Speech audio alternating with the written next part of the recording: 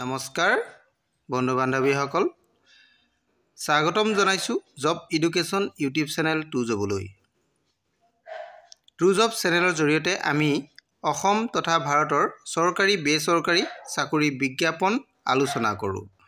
আজিও ঠিক তেনেধৰণে এটা বিশেষ বিজ্ঞাপনৰ বিষয়ে আলোচনা কৰিম। গতিকে বন্ধু বান্ধৱীসকল ভিডিঅ'টো শেষলৈকে চাব।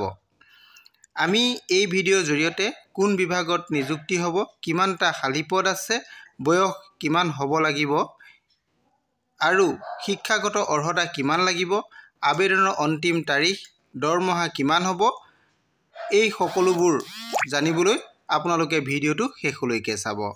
যদি আপোনালোক মোৰ চেনেলত প্ৰথমবাৰলৈ আহিছে তেনেহ'লে চেনেলটো ছাবস্ক্ৰাইব কৰি দিব।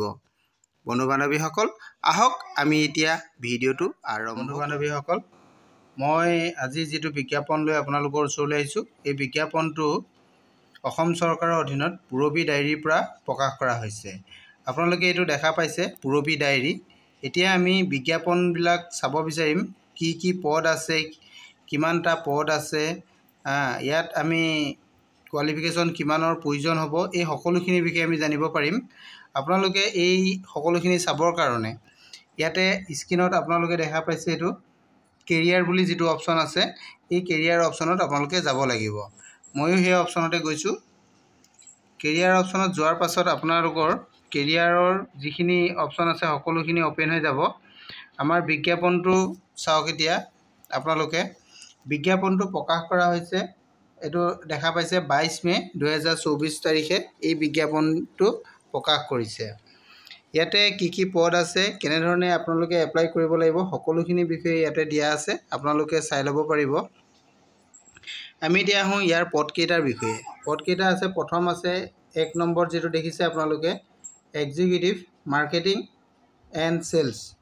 2 নম্বৰতে যিটো পদ আছে এইটো হৈছে এছিষ্টেণ্ট টু পাৰ্চেছৰ কাৰণে। নাম্বাৰ 3 আছে assistant 1 sales and distributor. Number 4 এইটো আছে এছিষ্টেণ্ট 1, এইটো এটা পদ আছে। আৰু এছিষ্টেণ্ট 1ৰ আৰু এটা পদ আছে, আৰু এটা এছিষ্টেণ্ট 1ৰ আছে, এইটো টেকনিচিয়ানৰ, এইটো টেকনিকেল পোষ্ট হয়। আৰু এছিষ্টেণ্ট 1 এইটো টেকনিকেল পোষ্ট হয়। আৰু এইটো এটা আছে এছিষ্টেণ্ট 1, এইটো বিলিঙৰ কাৰণে হয়। এইখিনি পদ আছে। এই গোটেই পদখিনিৰ কাৰণে আপোনালোকে অনলাইন আবেদন কৰিব লাগিব। ইয়াতে উল্লেখ আছে mode of recruitment online submission application. আপোনালোকে অনলাইনত ইয়াৰ ফৰ্ম ফিল আপ কৰিব লাগিব।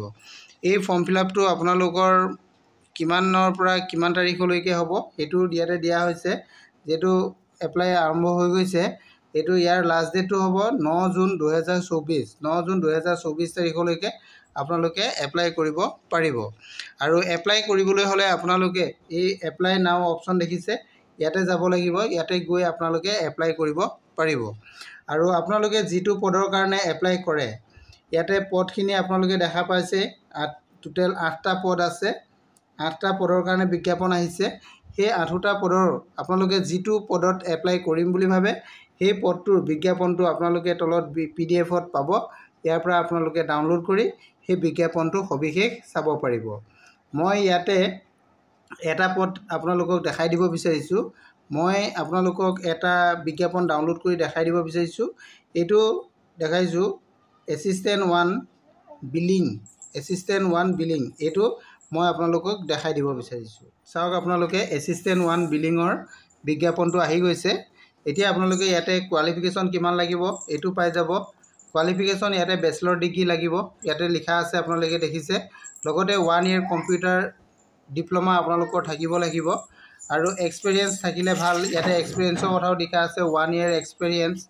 আৰু জব লোকেশ্যনটো আপোনালোকৰ ইয়াতে দিয়া হৈছে কোন জেগাত। চাওক এইটো জব লোকেশ্যনটো যোৰহাট আছামৰ কাৰণে ইয়াতে দিয়া হৈছে। আৰু ইয়াতে বয়সৰ সীমাৰ কথাও দিয়া হৈছে। বয়সটো আপোনালোকৰ 1 জানুৱাৰী 2024লৈকে 30 ইয়েৰ্ছ হ'ব লাগিব, এইটো দিয়া হৈছে। ৰিলেক্সেশ্যনো আপোনালোকৰ ইয়াতে থাকিব। ৰিলেক্সেশ্যন কি কি ক্ষেত্ৰত থাকিব সকলোখিনি কথা আপোনালোকে বিজ্ঞাপনটোত চাই ল'ব পাৰিব। আৰু ইয়াত কেনেধৰণে আপোনালোকক কৰিব লাগিব, কি কি কাম কৰিব লাগিব, এপ্লাই কেনেধৰণে কৰিম, সকলোখিনি বিষয়ে ইয়াতে আপোনালোকে পাই যাব। ইয়াতে বিজ্ঞাপনটো সকলোখিনি চাব, আপোনালোকে চাই ল'লে সকলোখিনি কথা জানিব পাৰিব। Thank you. ঠিক তেনেধৰণে আপোনালোকে বাকীকেইটা বিজ্ঞাপনো চাই ল'ব পাৰিব। Thank U.